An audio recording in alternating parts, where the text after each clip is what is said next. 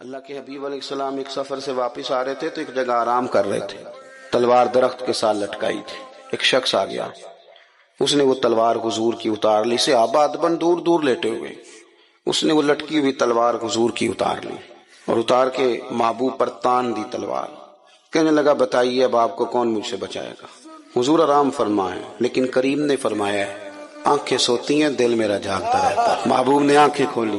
اب میں تقریر کر رہا ہوں نا تو آپ سن رہے ہیں، تم یہ بڑا سادہ سا کام ہے، آسان سا کہہ دینا سن لینا، لیکن اگر کوئی بندہ آ جائے اچانک اور ایسے پستول کر دے چاہے خالی ہو تو جو حال ہوتا ہے وہ آپ غور کر لیں کس طرح کا ہوتا ہے۔ لیکن وہ جو کیفیت ہوتی ہے نا، مطلب ہاتھ پورا موبائل کی طرف بھی نہیں جاتا بندے کا، وہ کہتا ہے کہ کوئی پتہ نہیں اب کیا بننے لگا ہے۔ یہ مفت کا خوف ہے، اور یہ بڑے کم لوگ ہوتے ہیں جو نڈار ہوتے ہیں، دعویٰ سارے کرتے ہیں، لیکن حضور ہمیں کس طرح کا نظریہ دے رہے ہیں۔ میں بڑی اہم بات آپ جوانوں کو سمجھانا چاہ رہا ہوں، خدا را نکل آؤ یار۔ اب تو کچی کچی باتیں سن کے نا، وہ کہتے ہیں نا یہ بھی پیر صاحب آئے ہیں تو یہ جناب فلاں مسئلہ اڑ گیا، فلاں مسئلہ اڑ گیا جی، میں نے تو بڑے بڑے لوگوں کو دکھایا جی مجھے، بلکہ اب تو لوگ یہ بھی کہتے ہیں یہ تسی بھی کوئی استخارہ کر کے دسو۔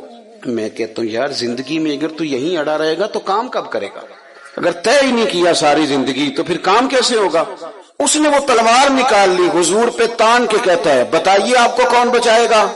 حضور لیٹے ہیں، کوئی پریشانی نہیں، آزمائش نہیں۔ جب اس نے دوبارہ پوچھا تو حضور مسکرائے، یہاں مسکرانا کمال ہے، اور مسکرا کے فرمایا مجھے میرا رب بچائے گا، مجھے میرا اللہ بچائے گا۔ یہ لفظ نکلے تو اس کے تو ہاتھ کانپنے لگے، تلوار گر گئی، حضور نے اٹھا لی، فرمایا لو بھائی مجھے تو اللہ نے بچا لیا ہے، اب تم بتاؤ تمہیں کون بچائے گا؟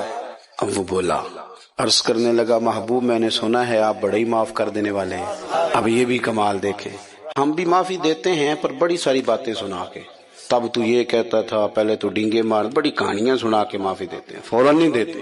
اس نے کہا بڑے ہی معاف کرنے والے ہیں تو محبوب نے اگلا جملہ ہی نہیں کہا، فرمایا جا پھر میں نے تجھے معاف کیا۔